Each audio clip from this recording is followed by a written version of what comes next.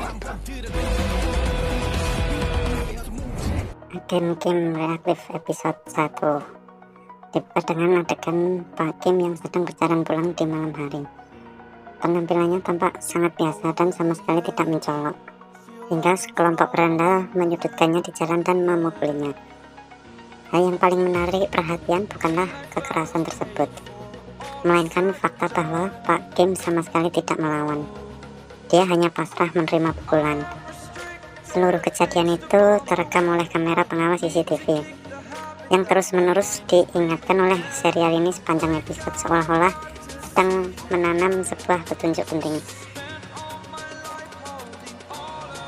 Agen Kim reaktif episode 1 menggambarkan Pak Kim sebagai sosok ayah yang hangat yang hanya tinggal dengan anak gadis yang masih remaja, biasa dikenal dengan Minji. Dia terlihat jelas sebagai seorang ayah tunggal yang sangat menyayangi anaknya. Meskipun agak sedikit polos, tipe ayah yang meminta nomor telepon teman anaknya sebagai kontak darurat dan benar-benar tidak menyadari sampai semuanya terlambat bahwa putri kecilnya sedang naksir seseorang. Sementara itu, Minji sedang mengarungi kepedihan khas remaja, menyukai seorang laki-laki, diganggu oleh geng perundung di sekolah, dan merasa malu dengan aroma tubuh ayahnya. Hal-hal yang lumrah terjadi, namun digambarkan dengan kehangatan yang cukup untuk membuat penonton benar-benar peduli pada keluarga ini.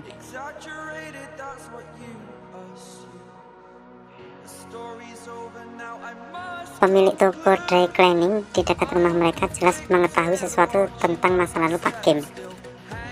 Dia hampir saja membocorkan sesuatu kepada Minji mengenai insiden pemukulan itu sebelum akhirnya mengurungkan niatnya. Sekali lagi, serial ini menjatuhkan petunjuk lalu segera mengalihkan kamera. Di tempat kerja di Bank Tabung Shanghai, Pak Kim secara diam-diam menemukan adanya kejanggalan pada laporan pengeluaran perusahaan milik bosnya. Dia tidak membuat keributan tentang hal itu, dia hanya memperhatikannya. Park Sang-a adalah sosok yang ramah dan suka ngobrol. Sang-a mengajak Pak Kim pergi ke mall untuk mencari hadiah ulang tahun bagi Minji.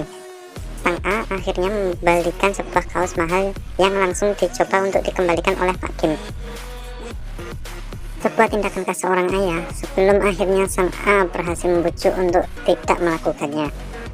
Malam harinya, Minji tidak sengaja menekan tombol suka atau like pada unggahan media sosial Namhon, cowok yang ditaksirnya.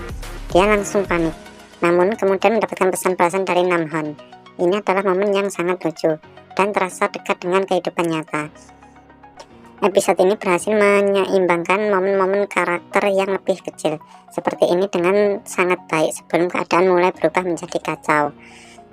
Keesokan harinya di sekolah, geng perempuan perundung yang dipimpin oleh Hiri membuang baju olahraga Minji ke tempat sampah. Namhon untungnya berbaik hati meminjamkan jaket sweatshirt milik kepada Minji. Minji tetap saja berakhir dimarahi oleh guru olahraga, tetapi Hiri sempat melihat nama Namhon yang tertera pada label jaket tersebut. Anda sudah bisa merasakan bahwa detail ini akan menjadi masalah penting pastinya. Lalu cerita bergeser sejenak untuk memperkenalkan dua karakter pendukung yang sangat menghibur. Jin Cheo, seorang pria berseragam militer yang menghabiskan hari-harinya melakukan aksi pelayanan publik yang aneh. Dia sama sekali tidak menyadari bahwa semua aksi itu sama sekali tidak efektif. Lalu kembali ke sebuah karavan bertuliskan Divisi Veteran Marinir Korea untuk bermain game video bertema marinir. Guru taekwondo bahkan harus mendobrak pintu karavan tersebut dengan tendangan demi mendapatkan perhatiannya. Mereka berdua menjemput Pak Kim untuk makan malam bersama, dan segera terlintas jelas bahwa mereka bertiga memiliki hubungan masa lalu yang sangat dekat.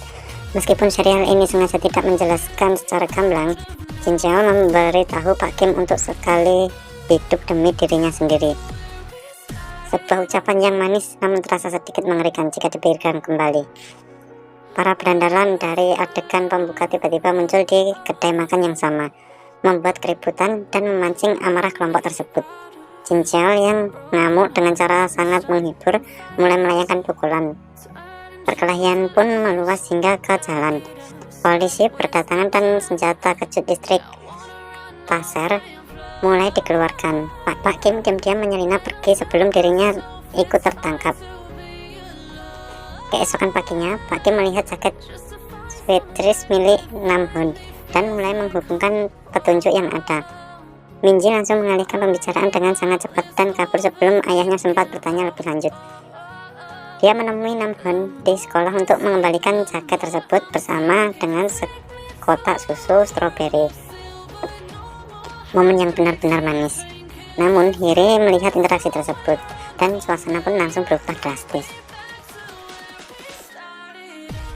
Apa yang terjadi selanjutnya adalah salah satu adegan yang paling berat untuk ditonton, dan episode ini Hiri melempar Minji dan melontarkan kalimat kejam, menyebutnya sebagai anak yatim yang tidak punya ibu. Minji membalas perlakuan tersebut dan Pak Kim akhirnya dipanggil ke sekolah. Ibu Hiri datang dan langsung memaki-makinya, sementara Pak Kim hanya meminta maaf. Berulang kali dia bahkan sampai berlutut.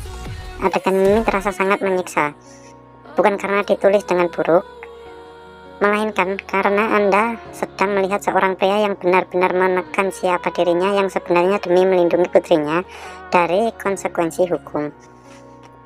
Ayah Hiri, Pak Ju, memiliki cerita yang sama sekali berbeda. Dia sedang melakukan pertemuan di tempat spa bersama seorang anggota dewan mengenai proyek pembangunan kembali.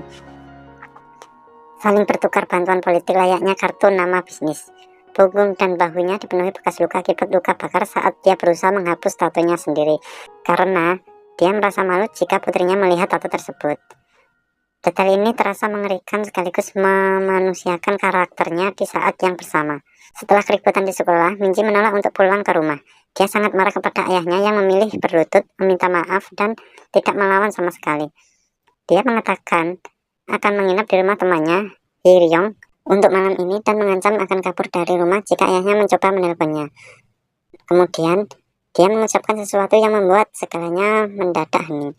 Dia membenci hari ulang tahunnya karena hari itu adalah hari di mana ibunya meninggal dunia.